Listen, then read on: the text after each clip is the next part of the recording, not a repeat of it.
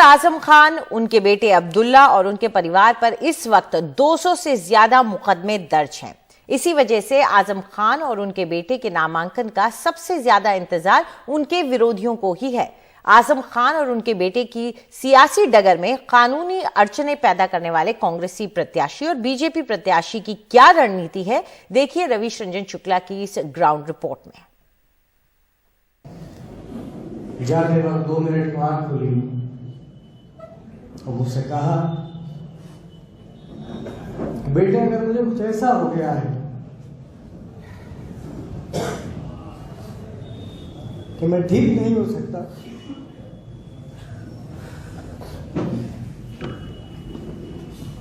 कभी सबसे ताकतवर नेता रहे आजम खान के बेटे अब्दुल्ला आजम अपनी आप बीती सुनाते सुनाते रो पड़े। मैंने दुआ करी कि अल्लाह, जेल तो मैं काट ही रहा हूं, मुझे कोई शिकायत, बस तू मेरे वालिद को बचा।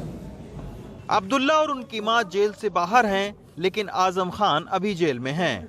खुद अब्दुल्ला आजम का स्वार विधानसभा से और आजम खान का रामपुर सदर से चुनाव लड़ने का इरादा है, लेकिन उनकी राह में रोड़ा है ये मुकदमे। आजम खान पर 102 मुकदमे, पत्नी तंजीम पर 34 मुकदमे, बेटे अब्दुल्ला पर 44 मुकदमे और बड़े बेटे अदीब पर 31 मुकदमे हैं। लेकिन अब्दुल्ला को रुलाने वाले उनके सियासी मुखालिफ नूर महल में इत्मीनान से बैठे हैं। रामपुर रियासत के 2 नवाबजादे, नावेद मियां और उनके बेटे नवाबजादा हमजा।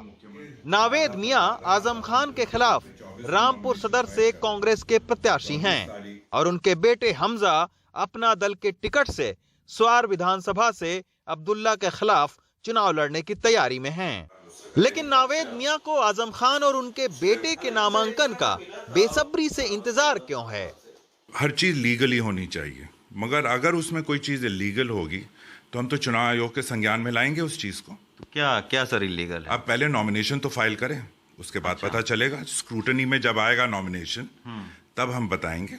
यानी आपने कुछ अपनी कानूनी तैयारी बना रखी है, शिकायतें बना रखी हैं आपने कि उनके खिलाफ में? बिल्कुल। नॉमिनेशन हम पहले चेक करेंगे उसमें क्या है, क्या क्या उसमें उन्होंने इंफॉर्मेशन दी है, जो क्या क्या, क्योंकि ये तो एक पब्लिक डॉक्यूमेंट है ना, नॉमिनेशन पेपर। तो आजम खान और नावेद मियां के बीच में सियासी लड़ाई के अलावा अभी कानूनी लड़ाई भी बहुत कुछ रामपुर की जनता देखेगी, इसका मतलब? देखिए, जैसे हर परिवार में एक लॉयर होना मस्ट है, अब तो हर परिवार में एक लॉयर और एक पॉलिटिशियन होना मस्ट है। अब हम आपको मिलवाते हैं आजम खान पर अकेले 80 से ज्यादा केस दर्ज करवाने वाले आकाश सक्सेना से। रामपुर सदर से बीजेपी टिकट पर लड़ रहे आकाश सक्सेना के हाथों में अब्दुल्ला आजम की जन्म पत्री हमेशा रहती है और उनके साथ वाई श्रेणी के सुरक्षा गार्ड भी। आकाश पेशे से बिजनेसमैन हैं, लेकिन आजम खान से सियासी दुश्मनी निकालने के लिए कानून इतना पढ़ा कि कई बार वो खुद ही सुप्रीम कोर्ट तक में बहस कर चुके हैं। आदमी एक केस दर्ज करवाने में उसकी चप्पलें घिस जाती हैं, थाने में इतनी बार चक्कर काटता है। आपने आजम खान जैसे एक ताकतवर सियासी नेता के ऊपर 1, 2, 3 केस नहीं, 80 से ज्यादा केस आपने दर्ज करवाया। मेरे जितने भी जो केसेस आजम के ऊपर हैं, वो सारे केसेस पेपर एविडेंस के आधार पे हैं। एक केस भी अगर वो कोई साबित ये कर दे, क्योंकि कानूनी प्रक्रिया होती है, हर चीज जांच के बाद केस दर्ज किया जाता है, और जब पेपर एविडेंस की बात आती है तो बारीकी से पहले जांच होती है। जिस तरीके से आजम ने अपने बेटे के 2 जन्म प्रमाण पत्र बनवाए, 2 पैन कार्ड बनवाए, 2 पासपोर्ट बनवाए, उसकी पहले बारीकी से जांच हुई। जांच के बाद फिर उसकी रिपोर्ट दर्ज हुई। सबसे बड़ी बात क्या है कि हाई कोर्ट ने अपने निर्णय में 1.5 साल के अंदर, उस निर्णय में उन्होंने साफ कहा कि हाँ, दस्तावेज ये फर्जी थे, जिसपे उनकी विदाई की गई। आजम खान बीमारी की हालत में जेल में हैं, बाकी परिवार भूमिगत, लेकिन सियासी दुश्मन आजम खान के परिवार को एक बार फिर कानूनी लड़ाई में उलझाने के लिए तैयार बैठे हैं।